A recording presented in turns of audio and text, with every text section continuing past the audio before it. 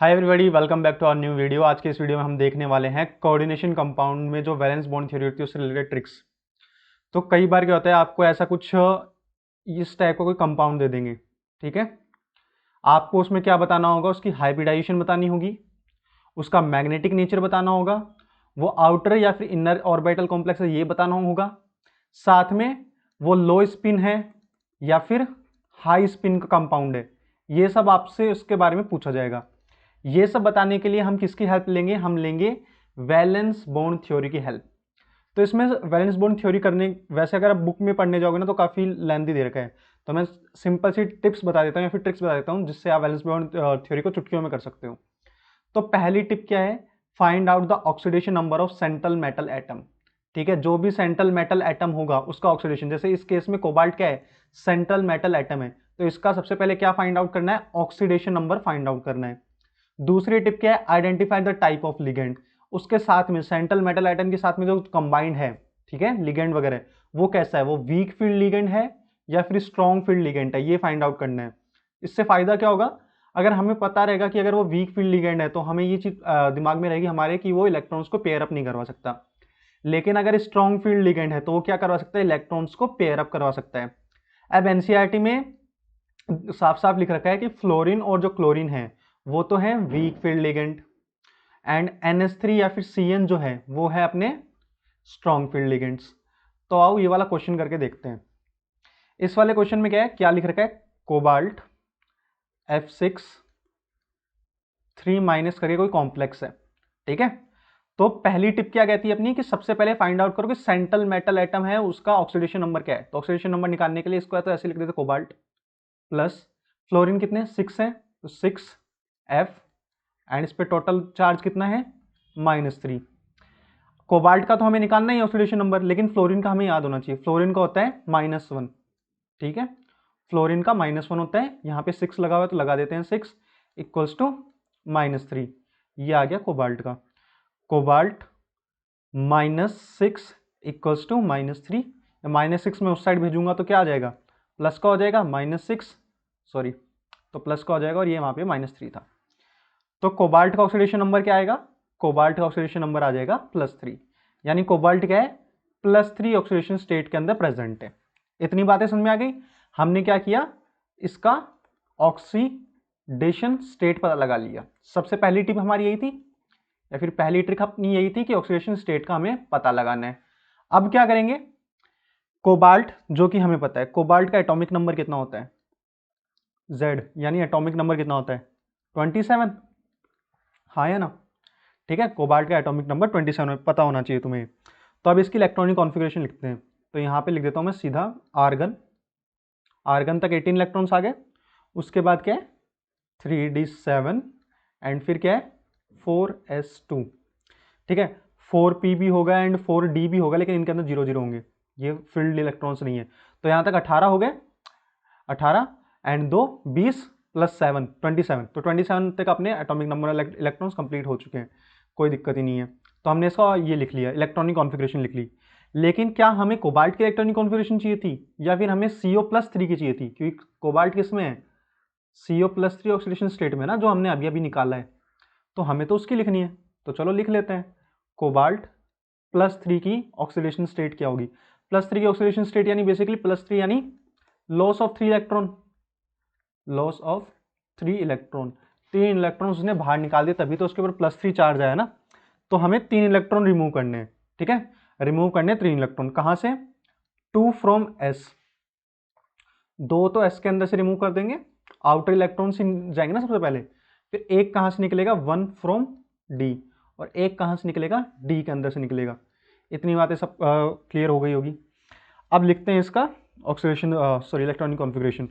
तो वो कैसे आएगी, आर्गन तो था ही, ठीक है, 18 थे ही, मैंने क्या किया, वहां से 2 इलेक्ट्रॉन्स निकाल लिए, यानी 4s में से 2 इलेक्ट्रॉन निकाले, यानी 4s 0 हो गया, एंड 3d के अंदर जिसमें पहले 7 थे, ठीक है, वहां से एक इलेक्ट्रॉन निकलेगा, यानी 3d 6 हो गया, 4s 0 हो गया, 4p तो 0 था ही, एंड 4d भी क्या था, 0 ही था, वो तो ऐसे लिख दो चाहे, ठीक है। तो अब कितने हो गए 18, एंड 6 कितने होते हैं 19, 20, 21, 22, 23, 24, 24 इलेक्ट्रॉन्स हो गए ना, ठीक है। कितने निकाल दिए थे हमने? 3 निकाल दिए थे। तो अब ये चीज़ हो चुकी। अब इसका बनाते हैं अपन ऑर्बिटल फॉर्म में, इसका डायग्राम बना लेते हैं। यानी 3d6, एक तो हमें बनाना है 3d6 एंड दूसरा बनाना है 4s0। तो 3d6 यानी 5 ऑर्बिटल होंगे ना उसके अंदर। एक बॉक्स बनाते हैं,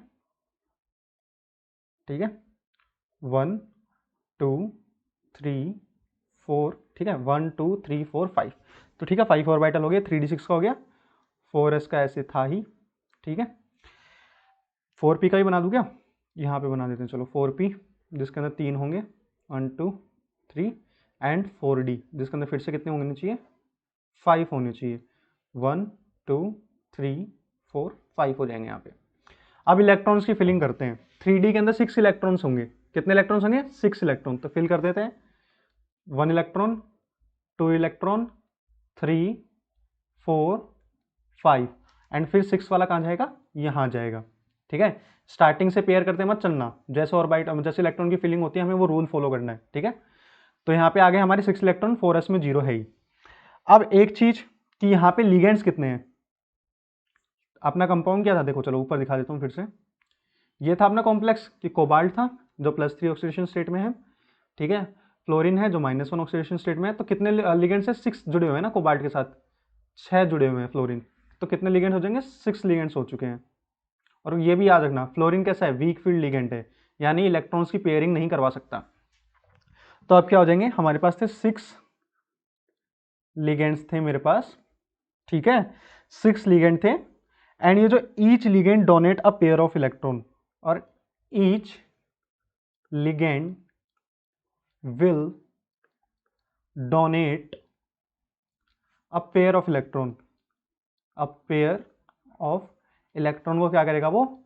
each ligand will donate a pair of electron, ठीक है। यानी मैं ये भी कह सकता हूं, each ligand required a orbital, each ligand require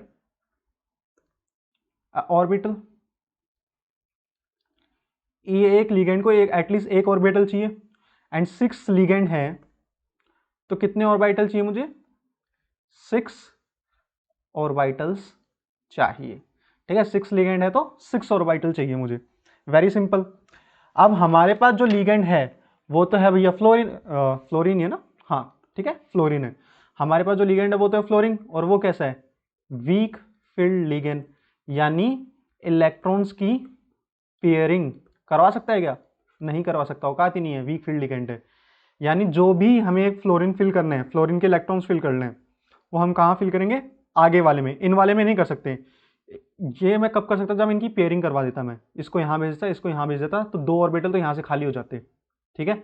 लेकिन फ्लोरीन है भैया वीक, तो वो करवा नहीं सकता ऐसा काम, ठीक है।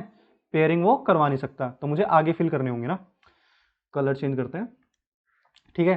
तो एक फ्लोरीन के यहाँ आ गए होंगे, 1 2 3 4 5 6 यहाँ तक भर गए होंगे, ठीक है। तो फिल कर देता हूँ मैं, क्योंकि 1 2 2 इलेक्ट्रॉन देगा ना, ये फ्लोरीन के आते जा रहे हैं यहाँ पे, ठीक है।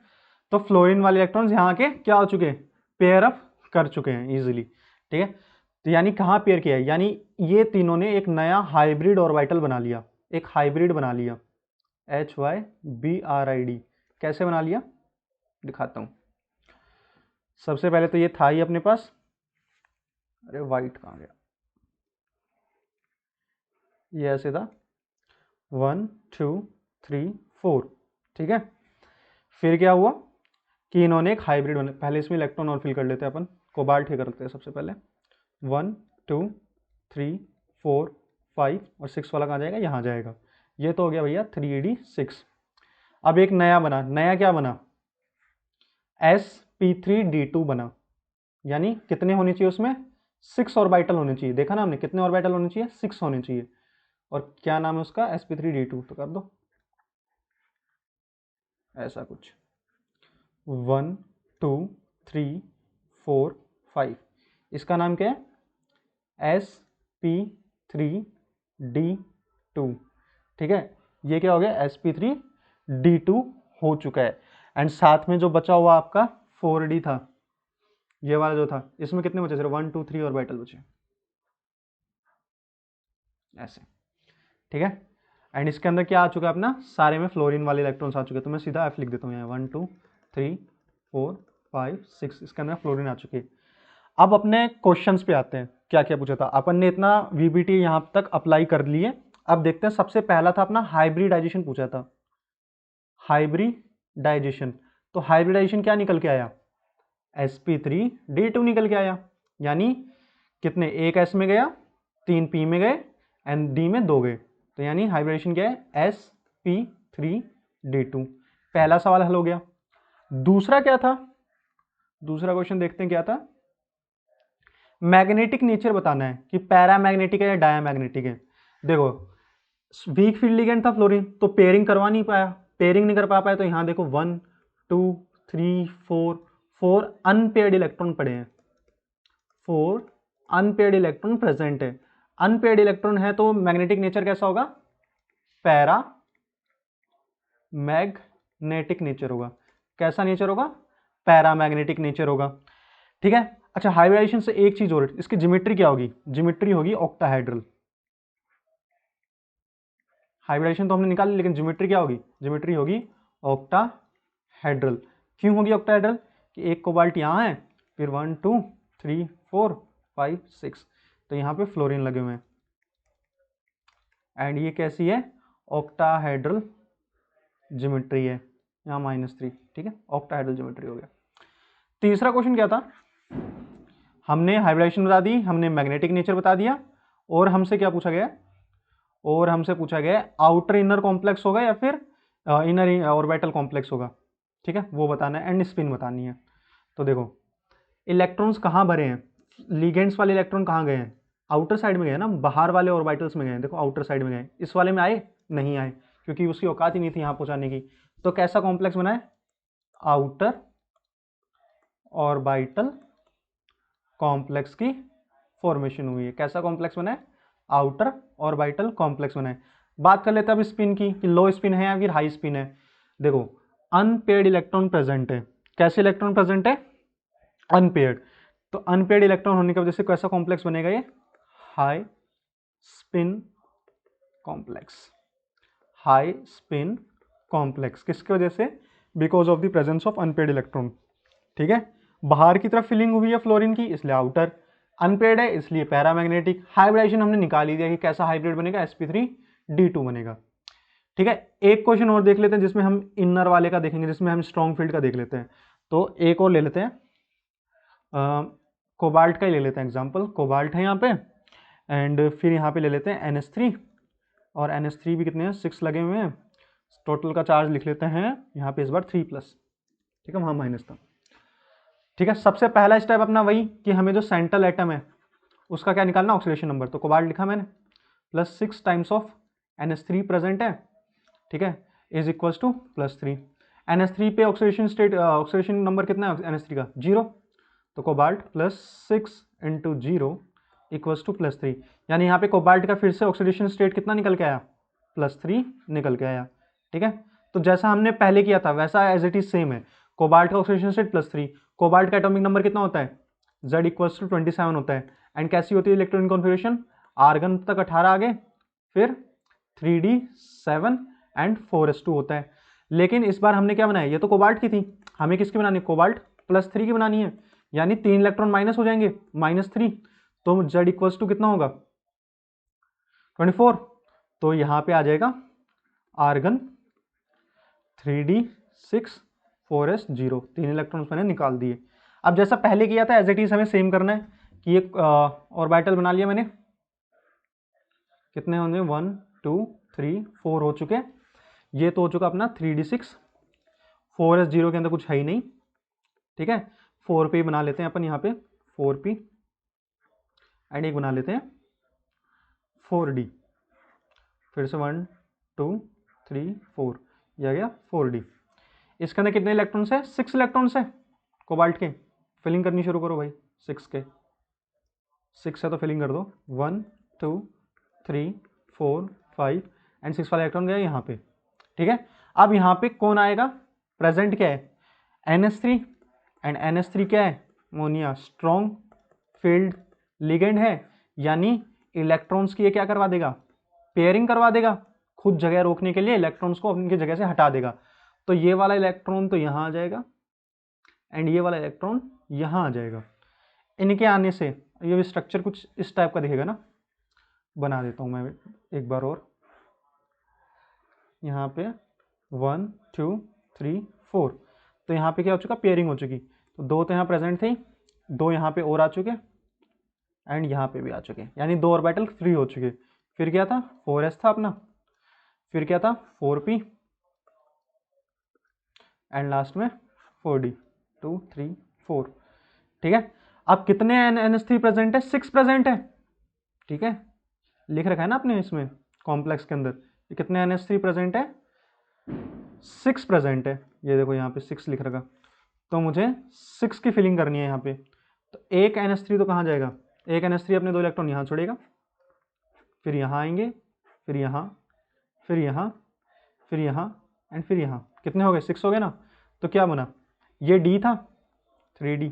ठीक है, तो D2, D के 2 ऑर्बिटल यूज कर रहे हैं, तो D2 S का एक यूज कर रहे हैं एंड P के तीनों, तो D2 sp3 क्या हो जाएगी, उसकी हाइब्रिडाइजेशन हो जाएगी।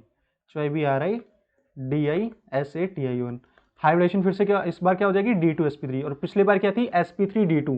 पिछली बार आउटर वाला फिल हो रहा था ना, ये वाला D यूज हो रहा था 4D, लेकिन इस बार आउटर वाला यूज नहीं हो रहा, इनर अंदर वाला यूज हो रहा है।